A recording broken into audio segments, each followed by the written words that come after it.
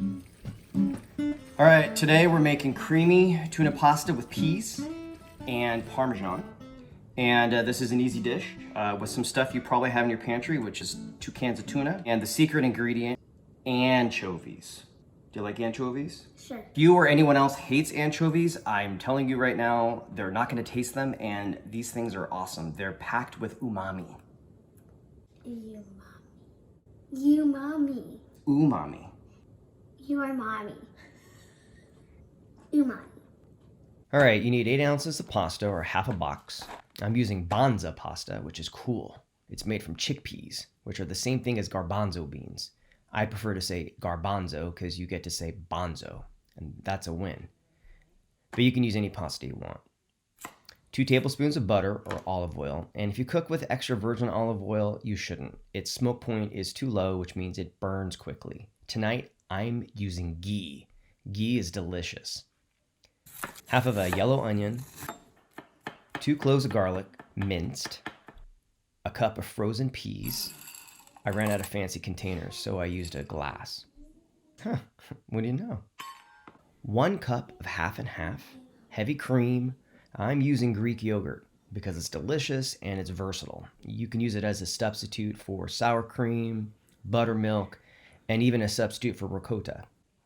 Half a cup of shredded Parmesan, and not the cheap stuff. Parmesan should never be the cheap stuff. The only time it's acceptable to eat cheap Parmesan is at a pizza joint, and even then, you get the side eye. 1 tablespoon of capers, a splash of wine for deglazing. You can use chicken stock or even water with a little dash of vinegar if you had to. I'm choosing wine, like I usually do. And of course, 1 to 2 cans of tuna drained. And the secret ingredient, 2 or 3 anchovy fillets chopped. Boil your pasta and try to time it out to be done at the same time as the sauce. This sauce takes 8 to 10 minutes, which is usually perfect for pasta.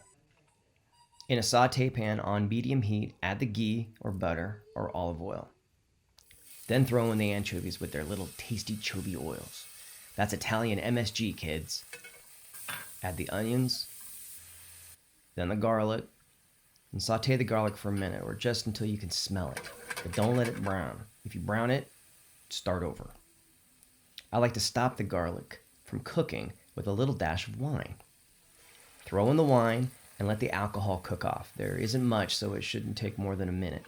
Scrape whatever little brown bits you have in the reducing liquid, but watch the garlic.